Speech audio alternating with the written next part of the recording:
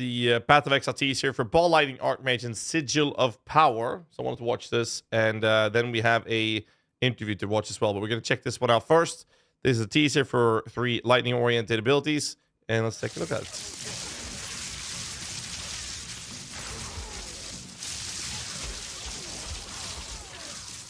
Oh, it looks beautiful, dude. Oh, shit. Wild shard support here as well, okay.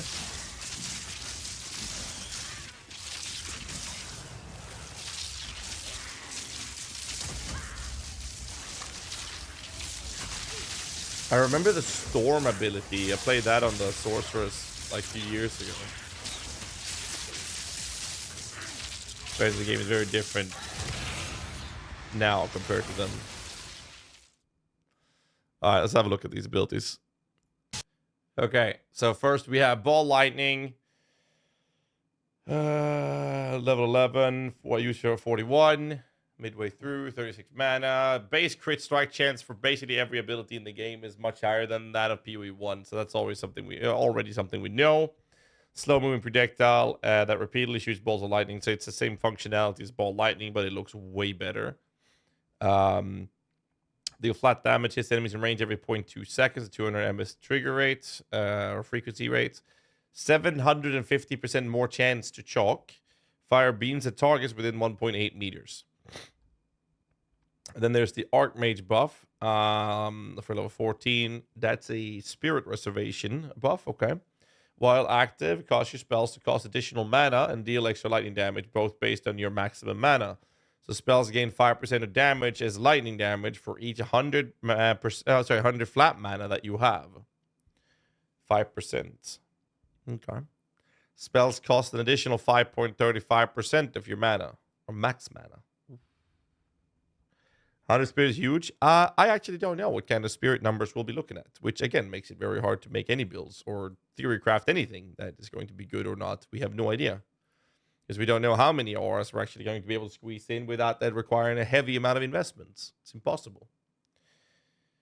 Wild shard support in the bottom here. It is a spell projectile support, probably then in this video linked to Ball Lightning, of course. Showing a, doesn't say any levels. It just says wild shard support.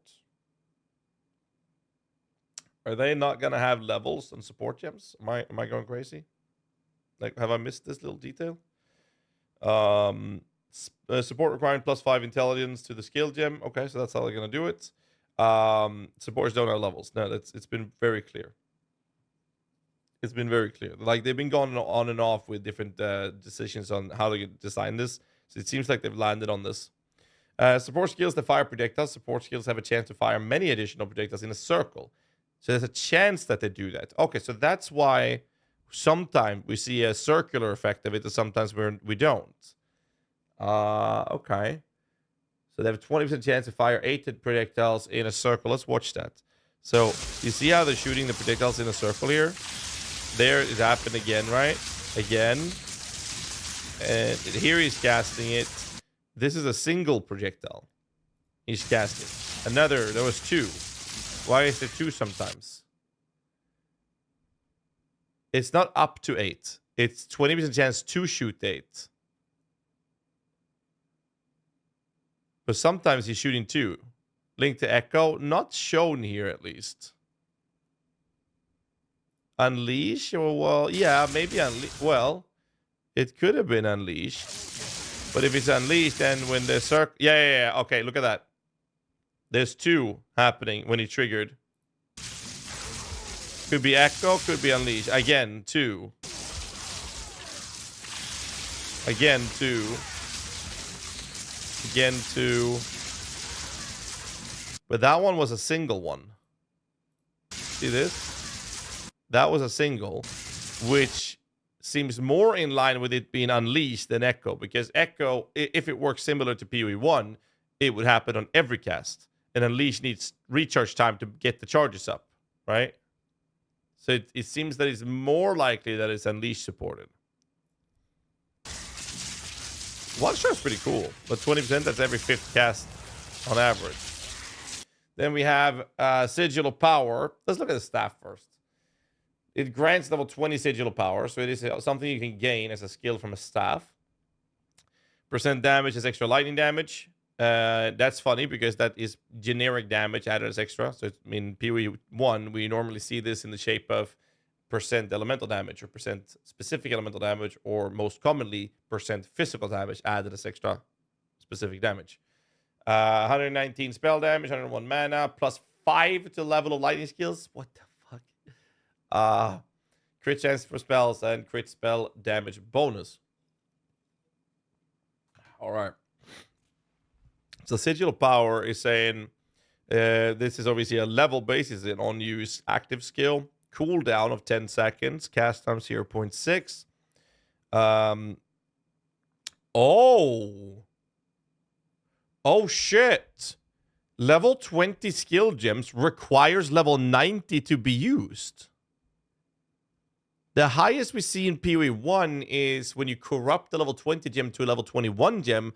That requires level 72. Now, there is a small detail here, and it is that this staff requires level 90 to use. Maybe they are connected that way. I doubt it. I think they might actually have a level 20 skill is a level 90 requirement. That could be the case. I actually believe that more than the skills requirement being requiring the staff. Another argument around this is, of course, that this is requiring 205 int, and the Sigil of Power is also requiring 205 int. So it could very likely be. That's the argument of connecting these two.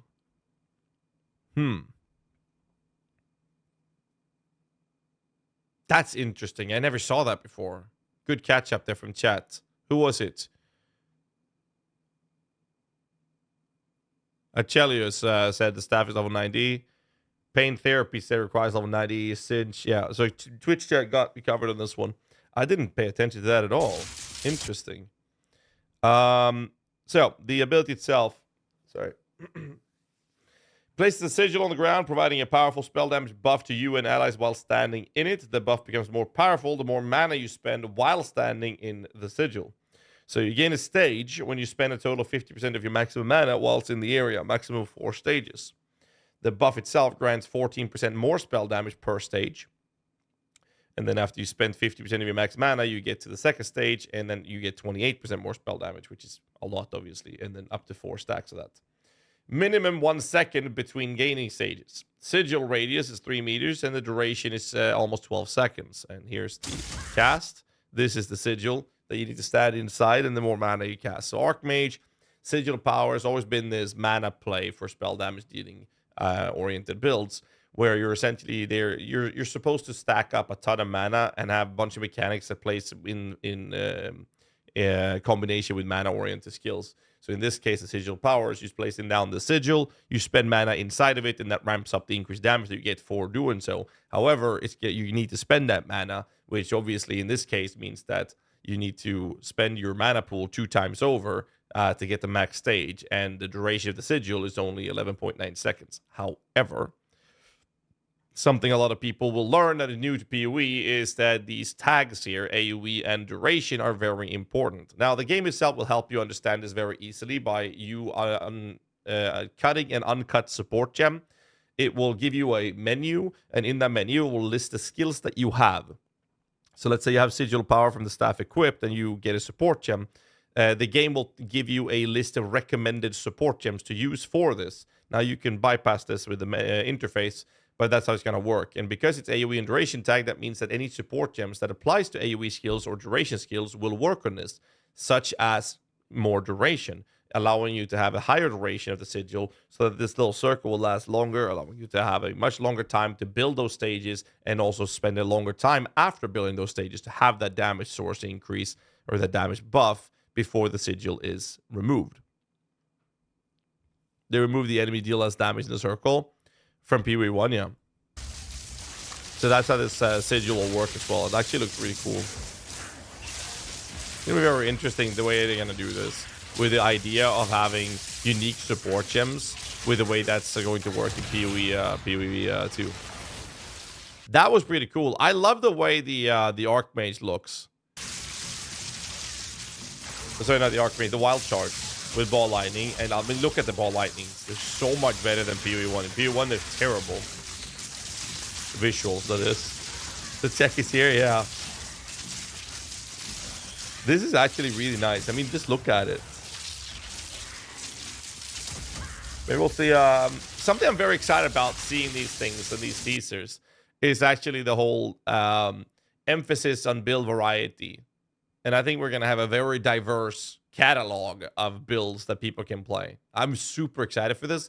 And one build doing Archmage to Ball Lightning will look very different from another build doing Archmage Ball Lightning, simply because the support gems that you get, they are exclusive to be only be able to using one support gem. So let's say you want to use this support here, the wild shards. You can only have one wild shard socketed into one of your skills. You can't have two different skills and both having wild shards supporting both of them. You're not able to do that.